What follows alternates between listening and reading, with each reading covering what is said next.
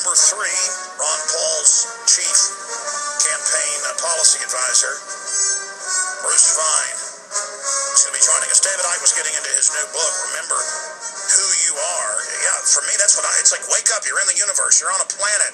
You can feel how ancient everything is. You know you're part of something much bigger. You're not 38 years old. I mean, it's just inherent that our spirits are real. I know it. I don't think it. It's real. The elite know it, and they want to try to warp us. David Icke. Yes, they do. The whole idea, the whole foundation of the conspiracy to enslave humanity is to enslave us in merely, purely five-sense reality.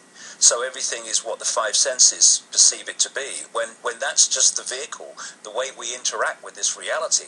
The real self is consciousness, infinite consciousness, like a droplet in an infinite ocean.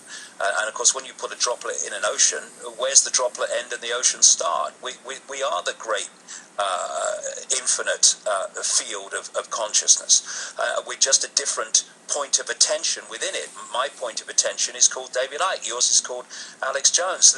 But we're all one consciousness. And of course, when people start to understand that and they realize we're all one, experiencing itself in different ways, then the ability to divide and rule us starts to fade, because the perception of apartness, the perception of something being apart from us, therefore there can be a division between us, starts to fade. So they have to keep us, not only for that reason, but for others, like keeping us in ignorance. They have to keep us focused in five-sense reality. And it's a bit like symbolic of consciousness, me sitting at a computer with the keyboard and the mouse, and I am interacting with the internet, the collective reality, through a computer.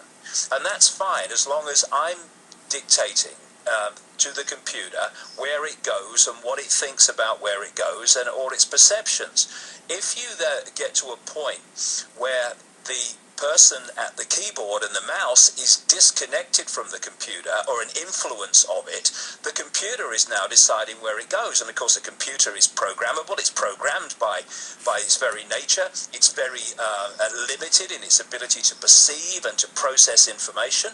And that's what they've done, because the body is what I call body-mind. It's like a biological computer. It's the vehicle which allows us to lock into this narrow band of frequencies that we call the world and experience them and interact with them.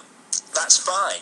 But when the body-computer-mind becomes the governor and not the servant of consciousness, then you're in a situation where the few can control the many, just like it would be if the computer started deciding where it was going to go on the internet and what it thought of it. The perception of the computer, with all its great limitations and ignorance compared with human consciousness, would be much easier to control en masse than awake people who are conscious and can see between the lines and can see things that a computer program can't see. David, we're out of time. We're out of time, but you've graciously agreed to come back on the nightly news. We'll then air on the radio the next day, on or around the 20th. So we will expand and get into the book itself in that second interview, and I can't wait to read it. Thank you so much for spending time with us today.